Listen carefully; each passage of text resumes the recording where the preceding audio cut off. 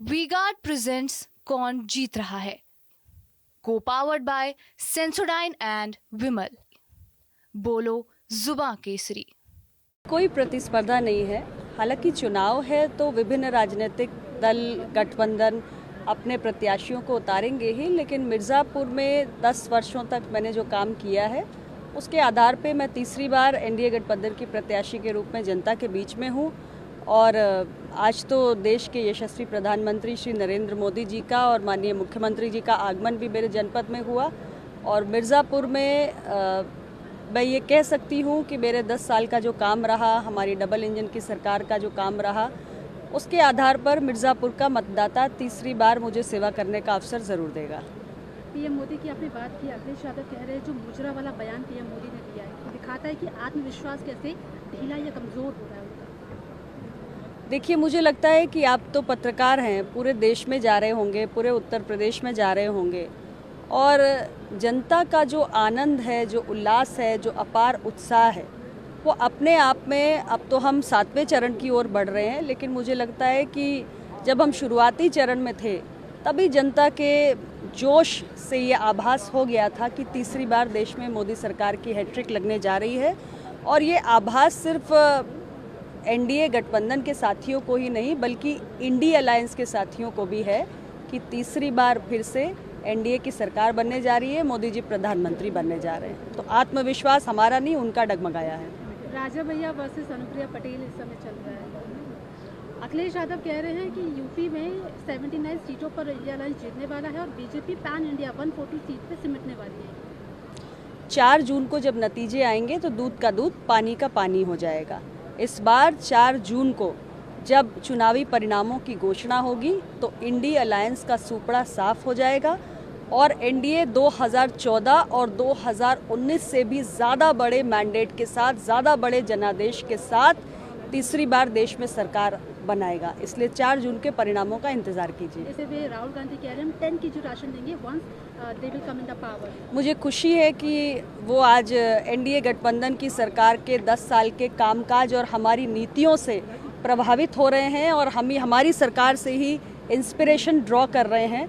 और जो हम कर रहे हैं, अभी तक करते आए हैं, हमारे ही नक्शे कदम पर वो चलना चाहते हैं। इसका मतलब कहीं ना कहीं हमारे विपक्ष के साथी भी हमारी नीतियों से सहमत हैं और उनके मन में भी ये विश्वास प्रबल हो गया है कि एनडीए सरकार ने 10 साल तक मोदी जी के नेतृत्व में जिस तरह काम किया है, आज देश की जो आम जनता है उसका भरोसा सरकार पे बढ़ा है। और विकासवाद की जो राजनीति को हमने आगे लेकर जाने का काम किया है, इसलिए देश की जनता तीसरी बार इस गठबंधन की सरकार को सत्ता में लाने जा रही है। क्योंकि आप एक फीमेल पॉलिटिशियन है, हवा में आते हैं, खेती से जुड़े हुए जीएसटी हटाएंगे, महिलाओं को आरक्षण देंगे, महिलाओं को सरकारी नौकरी में आरक्षण देंगे, तमाम वायदे वो लगातार कर रहे हैं। पेपर लीक का मुद्दा सबसे पहले सॉल्व करेंगे और इसके अलावा अग्निवीर योजना को खत्म करेंगे। देखिए, आज वो सत्ता से बाहर हैं तो तमाम किस्म के विषय उठा सकते हैं, महिलाओं की बात कर सकते हैं, लेकिन उन्हें इस देश के आम मतदाता ने सत्ता में एक बार नहीं कई बार मौका दिया है, लंबे समय तक, 5 दशक तक मौका दिया है। क्या तब आपको आधी आबादी की चिंता नहीं सताती थी?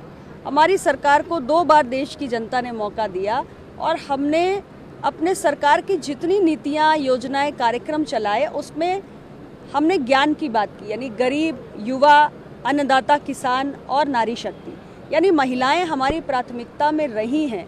और आप एक सिरे से सारी योजनाएं उठाकर देख लीजिए, चाहे उज्ज्वला गैस का कनेक्शन दिया हो, चाहे हर घर नल से जल पहुंचाया हो, या हमने मुद्रा योजना के तहत लोन दिए हो, या हमने महिलाओं को जो आवास बनाए उसका मालिकाना हक दिया हो। हमारी जो भी योजनाएं रहीं वो नारी शक्ति को सशक्त करने की दिशा में रही। हम महिलाओं को लखपति दीदी बना रहे हैं, हम और 3 करोड़ महिलाओं को लखपति दीदी बनाएंगे, उन्हें ड्रोन पायलट ट्रेनिंग देंगे। तो महिलाओं के लिए हमने सिर्फ वादे नहीं किए बल्कि हमने बहुत कुछ करके दिखाया। करोड़ों महिलाओं के जीवन में आज हमने बदलाव किया है और ये देश की आधी आबादी जानती भी है। इसीलिए आप देख रहे हैं कि आधी आबादी, पिछले कई चुनाव से आप लगातार देख रहे हैं कि आधी आबादी पूरी मजबूती के साथ सामने आ रही है और हमारे गठबंधन को हर सीट पर दमदारी के साथ वोट भी कर रही है। राहुल भाई, देखिए, ऐसा है, मैं फिर वही बात कहूँगी कि जब उनके पास मौका था तब उन्होंने देश की आधी आबादी की चिंता नहीं की। लेकिन हमें मौका मिला तो हमने आधी आबादी को अपनी प्राथमिकता की सूची में डाला और महिलाओं के जीवन में आज एक बहुत बड़ा सकारात्मक बदलाव हुआ है। आज महिलाओं को स्वस्थ ईंधन से बेहतर जीवन मिला है। आज महिलाओं को शौचालय जैसी बुनियादी ज़रूरत जिसकी पूर्ति करने के बारे में किसी सरकार ने नहीं सोचा, करोड़ों करोड़ हमने टॉयलेट्स बना दिए। महिलाओं की गरिमा की रक्षा करने का हमने प्रयास किया।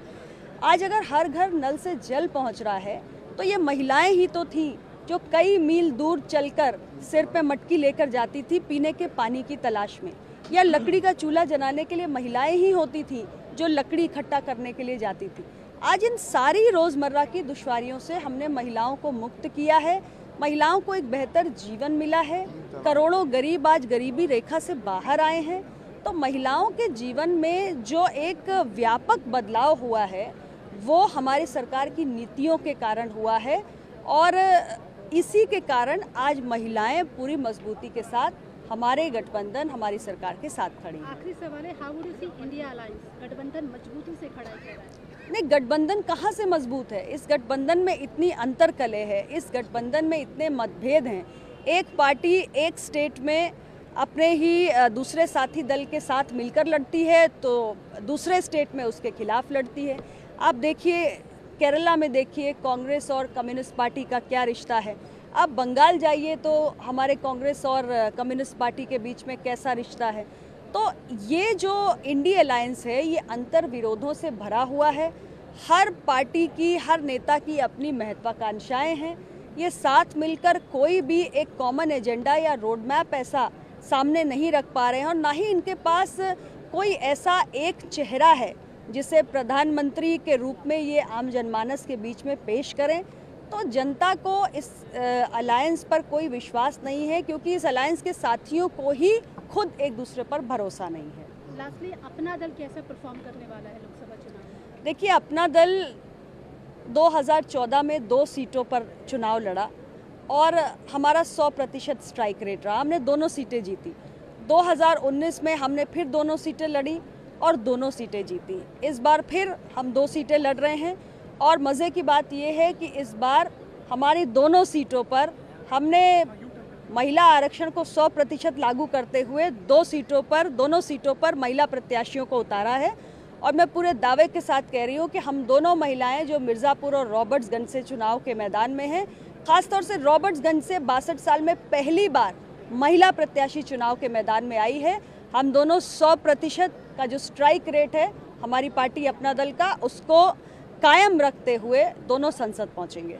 वी-गार्ड प्रेजेंट्स कौन जीत रहा है, को पावर्ड बाय सेंसोडाइन एंड विमल। बोलो जुबां केसरी।